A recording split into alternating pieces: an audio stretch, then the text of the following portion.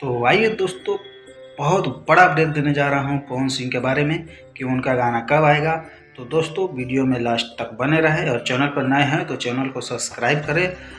चलिए वीडियो शुरू करते हैं। तो आइए दोस्तों, हम बात करते हैं पवन सिंह के बोल बम गाने के बारे में। तो जैसे कि आप सब जानते हैं कि पवन सिंह का बोल बम गाना फुल जितना गाना था सब शूटिंग होकर रख दिया गया है दोस्तों। अब उस गाने के रिलीज करने की बारी है दोस्तों। तो पहले हम बता दें, पवन सिंह का पहला गाना दोस्तों आएगा, वो गाना आएगा 22 तारीख को, जो कि सावन का पहला सोमवारी पड़ेगा दोस्तों। उस सोमवारी को पवन सिंह का पहला गाना रिलीज किया जाएगा दोस्तों। मैं बता दूं आपको, पहला गाना दोस्तों रिलीज किया जाएगा या तो पवन सिंह ऑफिशियल से या फिर माँ अम्बा फिल्म्स भक्ति से दोस्तों। इसी दो चैनल पर पवन सिंह का पहला गाना रिलीज होगा। तो बहुत ही जल्द इंतज़ार ख़त्म होने वाला है दोस्तों। पवन सिंह का पहला गाना का पोस्टर आपको कल शाम को या फिर कल सुबह देखने को मिल जाएगा दोस्तों।